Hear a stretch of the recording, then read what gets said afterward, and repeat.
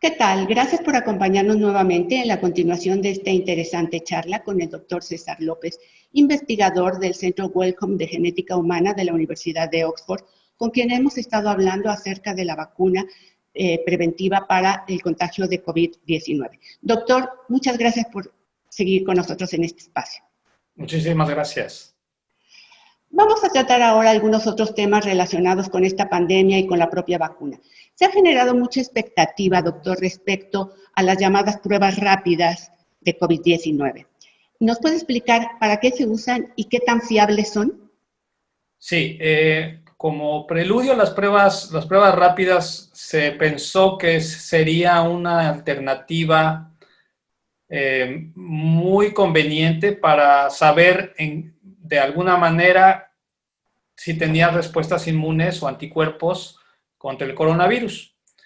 Estas pruebas rápidas se les llama pruebas rápidas porque, o se les llaman también de pruebas de flujo lateral, porque vienen como en una especie de cartucho, como si fuera una prueba de embarazo. En esa prueba las pruebas de embarazo, si se marca una rayita, significa que tienes embarazo. Si no se marca la rayita, pero se marca el control, que es el control que permite decir que la prueba está funcionando, pero simplemente no estás embarazada. Ese tipo de pruebas es básicamente lo que se conoce como prueba rápida o prueba de flujo lateral. En esta prueba consiste en pincharte un poquito el dedo, sacarte unas gotitas de sangre y ponerlas en este cartucho.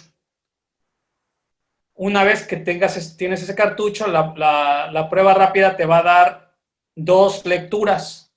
Una que se llama lectura IgG y la otra que se llama lectura IgM. Es importante decir o dar a conocer a la población qué significa IgG y qué significa IgM. Ig, de principio, es inmunoglobulina. Ahora, existen diferentes tipos de inmunoglobulinas. En humanos se le llama inmunoglobulina G, inmunoglobulina M. La inmunoglobulina M comienza a formarse en el organismo una vez que tienes la infección aguda, es decir, cuando todavía estás enfermo, cuando todavía tienes coronavirus SARS-CoV-2.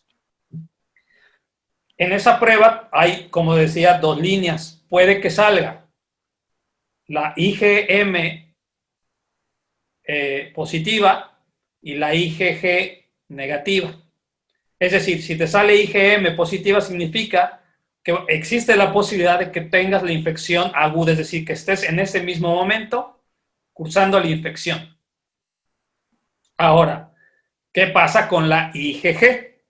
Si en la prueba rápida te sale IgG, a lo mejor tampoco hay que alarmarse, porque la IgG se comienza a formar especialmente cuando ya está uno en la fase resolutiva de la infección y cuando ya formaste anticuerpos que te van a ayudar a prevenir segundas infecciones. Es decir, la IgG es una metodología de saber si ya te dio coronavirus, si ya tuviste infección de coronavirus.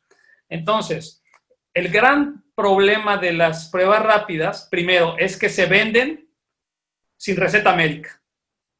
Hay mucha gente que las trae de China y las revende, y entonces la gente las compra, se las lleva a su casa y se hace la prueba y le sale que sale IgG positivo y se llevan los pelos a las manos a la cabeza y dicen que están infectados. Y no es relativamente cierto. Eso puede simplemente decir que tuviste a lo mejor coronavirus, pero no te diste cuenta. Recordemos que el COVID-19, uno de los problemas principales, y por eso se propaga tanto, es porque hay mucha gente asintomática. Gente que nunca supo y no se dio cuenta que tuvieron coronavirus, pero sí montaron respuestas de anticuerpos. Y lo puedes ver en una prueba rápida. Entonces,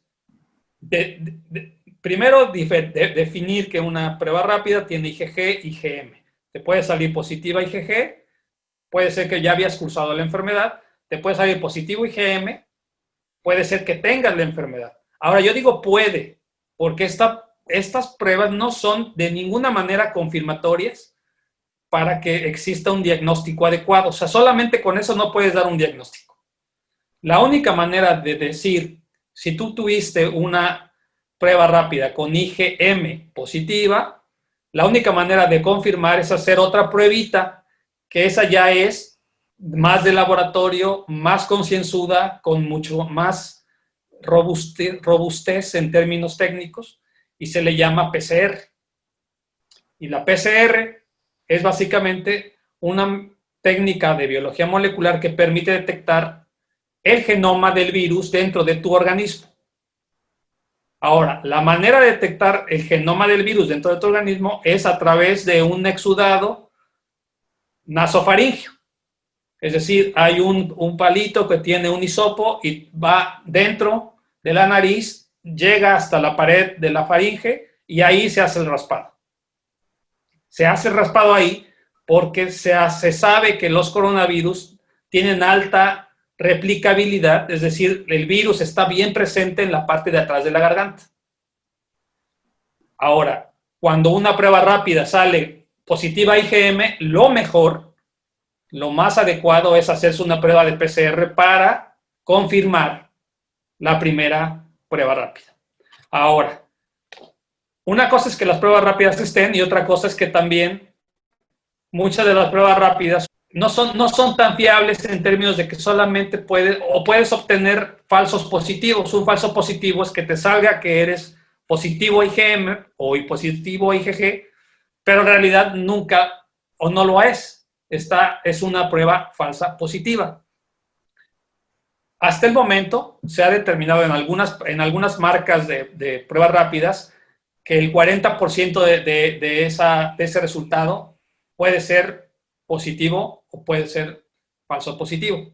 Aquí en Inglaterra se hizo el estudio de 9 pruebas rápidas diferentes y las comparamos con una prueba de laboratorio de anticuerpos contra coronavirus para ver cómo eran. Y de hecho esto se publicó hace unos meses dentro de un marco de colaboración con el gobierno británico, donde nos pidieron comparar estas pruebas rápidas con una prueba de ELISA que montamos en el laboratorio del Dr. Gavin Scritton. Y ahí podemos decir, y ahí podemos ver cómo estas pruebas tienen ciertas debilidades, ofrecen una visión, pero esa visión puede ser no real, a menos que sea confirmatoria por una prueba molecular. Muy oportuna esta explicación y la diferenciación que hace entre las pruebas, porque efectivamente muchas personas están recurriendo a las pruebas rápidas. Es un poco como cuando nos automedicamos. Vamos, compramos nuestra prueba y la tomamos y hacemos un diagnóstico sin base de conocimiento científico ni médico. Ahora bien, doctor,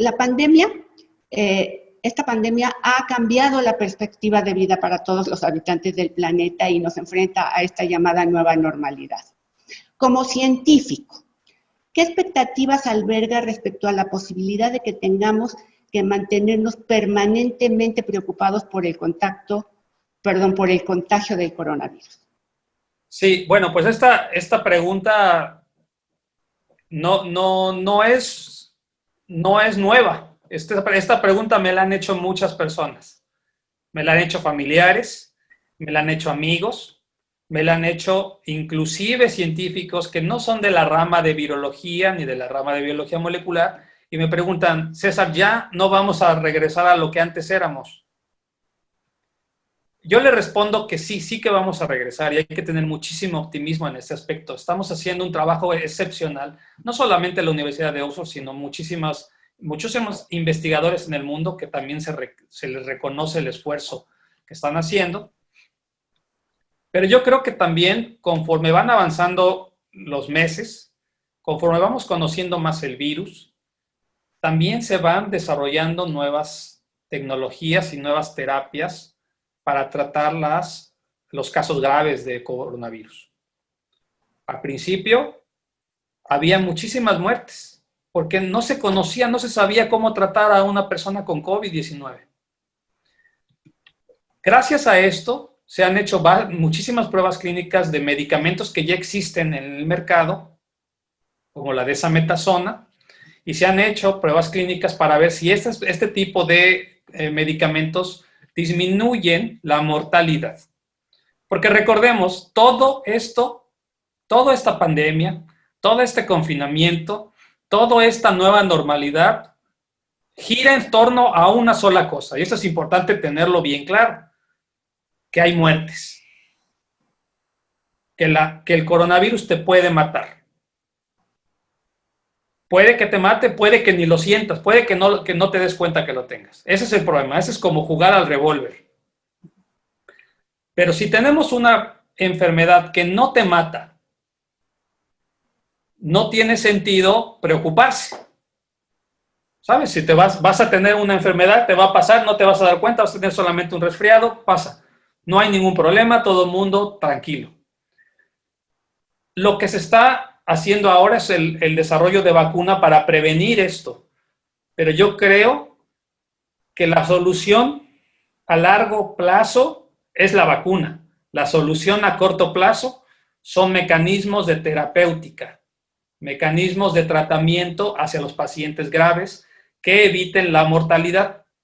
Cuando se tenga un medicamento que evite la mortalidad en un 60, 80%, 100%, eso aunado al desarrollo de una vacuna, pues vamos a brincar este patch. Esta normalidad que tenemos, nueva normalidad, como todo el mundo le dice, va a ser pasajera, pero no me malentiendan, va a ser pasajera no significa que no va a durar. Va a durar y la vamos a tener un rato. No quiero decir cuánto tiempo, pero sí tenemos que ser lo más francos posibles y decir, esto va a durar. La única manera de que esto disminuya más rápido es cuando existen nuevas tecnologías, nuevos medicamentos, nuevas terapias y la vacuna que ya esté distribuida en todo el mundo y comience a ser distribuida en diferentes zonas poblacionales, en diferentes grupos de riesgo. Así que yo creo que es una combinación de todo. Sí, en el momento que exista una terapia, eso va a ser el día y la noche en coronavirus y espero que la nueva normalidad sea pasajera en su momento y volvamos a lo anterior, pero aprendiendo de ello, preparándonos para nuevas pandemias, preparándonos para nuevos patógenos emergentes. Coronavirus es el que toca. Ya nos tocó Zika en el 2015. Entonces, al parecer ya se le está haciendo costumbre al mundo y a los virus aparecer cada 5 años, a ver qué nos toca dentro del 2025. Pero eso esto que estamos aprendiendo ahora, claramente nos enseña a cómo responder de una manera más adecuada, con más poder científico, para evitar mortalidad. Justamente le iba a comentar que si alguna certeza tenemos es que en el futuro van a surgir otros patógenos emergentes y que la naturaleza seguirá dando respuestas incalculadas para la humanidad. Esto también plantea la urgente necesidad de invertir más en investigación científica, evidentemente que es la única manera de encontrar respuestas a estos desafíos. ¿Está el mundo preparado para darle prioridad a esta tarea y destinar los recursos necesarios para que se lleve a cabo? Sí, bueno, claramente el mundo no está preparado en este momento para enfrentar una pandemia.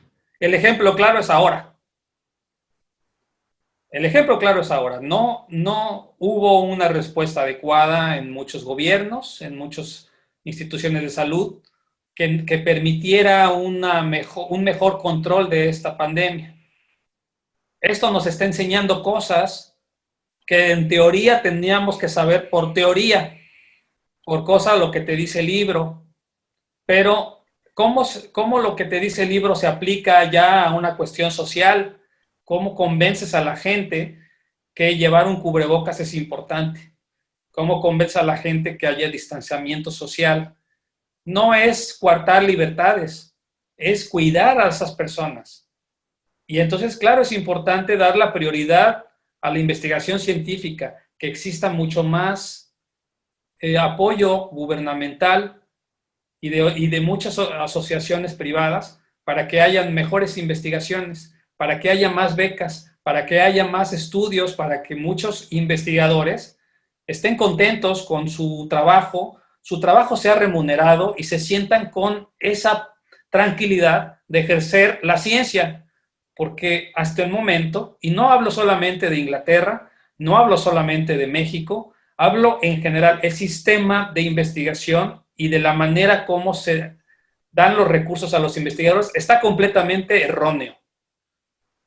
Existe ahora la moda de decir, quiero investigar esto y se lo pasas a las personas que te van a dar el financiamiento, y ya casi quieren todo el proyecto hecho, ya casi que quieren resultados preliminares, que tú casi les digas que ya la investigación la tienes y que vas a generar la vacuna ya.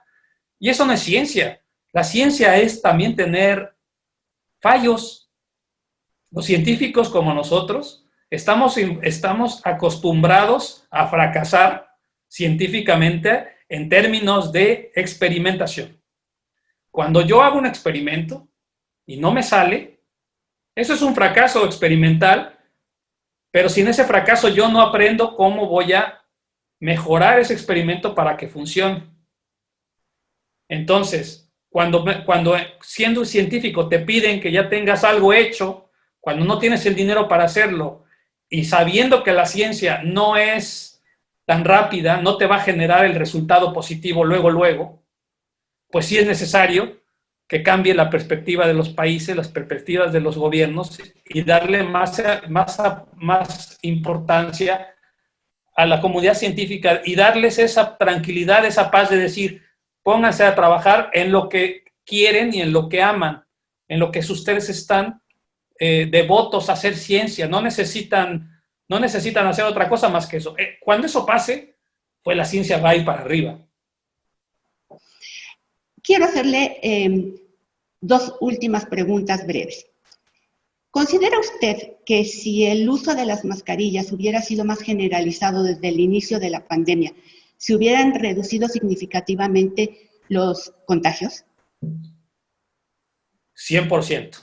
Yo creo que la mascarilla tendría que haberse implementado desde el minuto 1.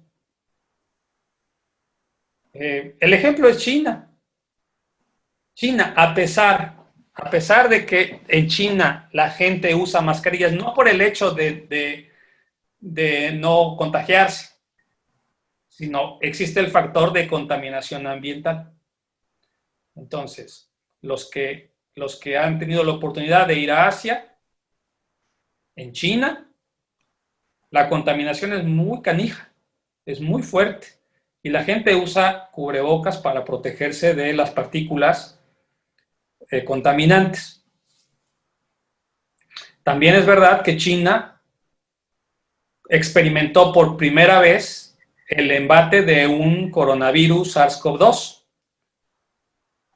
Pero primero, el gobierno chino reaccionó rápido y confinó a todas las poblaciones que es donde estaba el coronavirus circulando.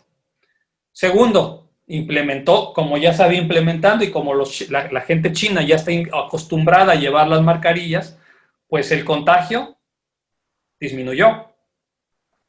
¿Qué pasa y qué pasó en los subsecuentes meses en Europa cuando comenzó el coronavirus? Nadie quería usar mascarilla. Todo el mundo decía que las mascarillas no servían. Y pues yo también me llevaba los manos a la cabeza y decía, ¿cómo que no van a servir?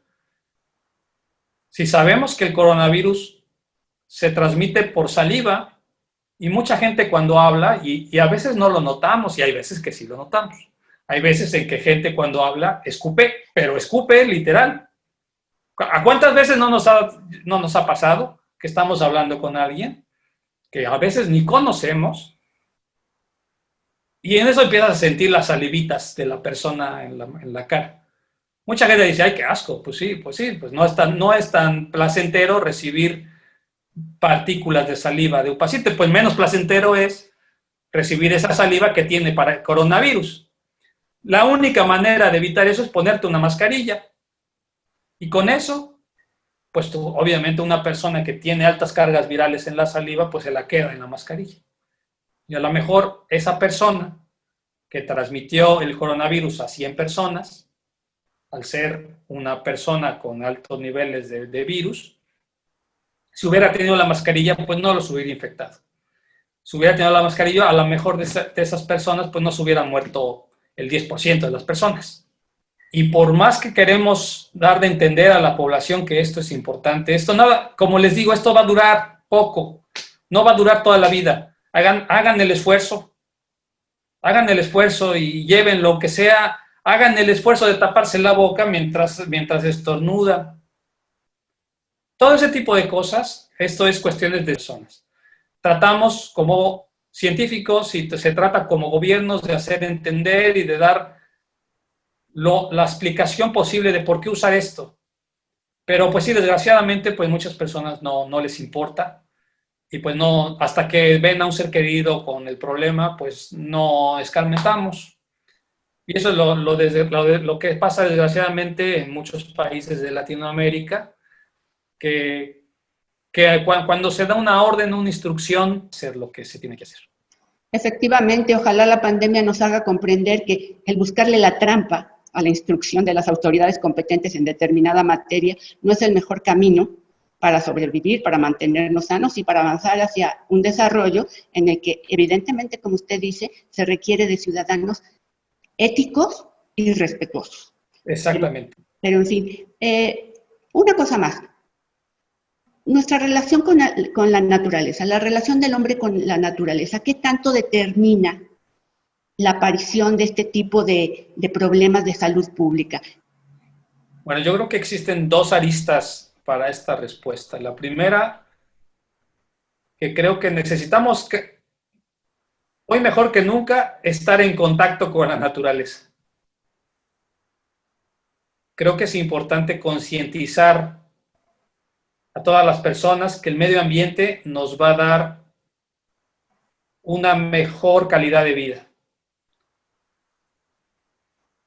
Ahora, por otra parte, existe la cuestión de países donde no existe, no hay posibilidad de que no interactúes con la naturaleza y con los animales silvestres, que yo creo que también hacia esa parte va la pregunta.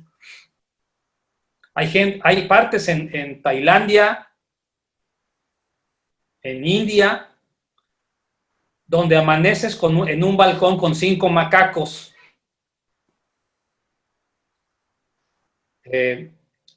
Así como los gatos en México, o como los venados en Japón, en una parte de Japón que es muy bonita, que se llama Nara, que hay venados en lugar de perros. Pero bueno, en el caso de estos países africanos o en la India, donde no existe posibilidad de no estar en contacto con vida silvestre, pues sí existe más posibilidad de que haya patógenos que puedan brincar de una especie a otra, como pasó con el virus de Zika. El virus de Zika originalmente se aisló en primates en el bosque Zika, en África, y por eso se llama Zika. Mucha gente dice, es que la gente se come a los animales. Pues sí, pero también a nosotros los mexicanos nos comemos el cerdo y nos comemos la res y nadie nos dice nada. Pero también el cerdo te genera problemas. Si no te lo comes bien cocinado, te da cisticercosis. Si no cocinas bien la chuleta en el asado, te da la enfermedad de las vacas locas. Entonces, también es importante no estigmatizar por cuestiones geográficas a gente, por ejemplo, en China, sé que los chinos se comen todo. No. Esto es un problema mundial y lo que sí se necesita es mucha investigación para discernir cómo puedes solucionar el problema una vez que surge. Porque prevenirlo, pues es difícil. Tenemos también los problemas de las garrapatas. las garrapatas que producen o que inducen la enfermedad de Lyme porque llevan la bacteria. También hay otros virus de garrapatas a los que yo me estoy interesando personalmente, que quiero desarrollar una línea de investigación sobre ello. Pues todo eso es por contacto en la naturaleza y inevitablemente pues lo vamos a tener, aunque no hagamos contacto con naturaleza. Hay veces en que cuando nos vamos de paseo a la playa, siempre está el señor que lleva el caballito y que te invita a dar un viaje a caballo por la playa. Se oye muy bonito, se oye muy romántico. Es tentador, pero pónganse a pensar que ese caballo vive en un chiquero. No están bien comidos, no están bien alimentados, viven en condiciones infraanimales, completamente malas, y están infestados de garrapatas. Y nada más basta una sola garrapata que lleve una enfermedad. Y cuando tú te montas en ese caballito, pues la garrapata se pone en tu pielecita y se empieza a comer tu sangrita y te pasa la enfermedad. Entonces, no nada más es estar en la naturaleza, es todo lo que conlleva, todo el ciclo de las enfermedades son completamente inescrutables, no sabemos de dónde van a venir, no sabemos cómo nos vamos a enfermar, pero sí sabemos que si no invertimos en ciencia, si no invertimos en buenas tecnologías, si no invertimos en salud, pues la vamos a tener mucho más difícil. Pues hay algunas asignaturas pendientes que debemos de tomar, como decimos en México, el toro por los cuernos, tener una relación respetuosa con la naturaleza, una cultura preventiva, usar el cubrebocas, tapabocas o mascarilla o como se le desee llamar, y en su momento aplicar la vacuna. Y aquí terminaría preguntando, un lugar común pero inevitable en este tipo de casos. ¿Usted le pondría la vacuna contra el coronavirus a sus hijos, a sus familiares, a sus papás? Sí, bueno, de principio, yo creo en las vacunas porque soy vacunólogo. Yo he diseñado vacunas contra chikungunya, contra Zika. Estas vacunas ya se están probando en pruebas clínicas en humanos. Son vacunas que se han demostrado ser seguras. La garantía de la nueva tecnología nos permite estar con esa tranquilidad de que no va a haber ningún problema. Yo no podría decidir acerca de mis padres. Si mis padres no la quieren usar, pues no la tienen que usar. Todo esto tiene que ser voluntario. En el caso de mis hijos, tendría que hacer una decisión entre mi esposa y yo para poder decir si este hijo va a tener una vacuna o no. Pero yo creo que todas estas decisiones se tienen que tomar primero en una base científica, con conocimientos adecuados y con algo importantemente, con buscar consejos de personas que sepan. No meterse a mundo desconocido del internet y a sitios web que son completamente, pues completamente que no son nada de fiar, y la gente a lo mejor por leer unas líneas en un sitio web, pues ya se piensa que eso es, y completamente se le olvida que las investigaciones que se hacen por 20, 30 años, y nada más por leer un solo parrafito, pues ya creen que no es verdad. Entonces, sí, yo creo que todo esto de las vacunas es algo muy complejo, pero toda la gente tiene que primero informarse y después, con la decisión personal, acceder a mejor protección en contra de enfermedades. Doctor César López Camacho, para la UAP y todos los miembros de su comunidad, es motivo de orgullo que uno de sus egresados como usted haya alcanzado tal relevancia en el desempeño de su tarea científica. Lo felicito y le agradezco mucho su gentileza por concedernos esta entrevista. Muchísimo gusto, estamos a las órdenes cuando quieran, cuando necesiten alguna otra aclaración. Esto apenas comienza, así que vamos a estar al pendiente y como siempre vamos a tener siempre este nexo con la universidad donde yo estudié la carrera de biología, y como siempre le he tenido, vamos a mantener las colaboraciones, vamos a mantener la información lo más verídica posible para tener un buen un buen nexo entre Inglaterra y México. A todos ustedes nos veremos pronto. Déjanos tus comentarios y si te gustó, dale like.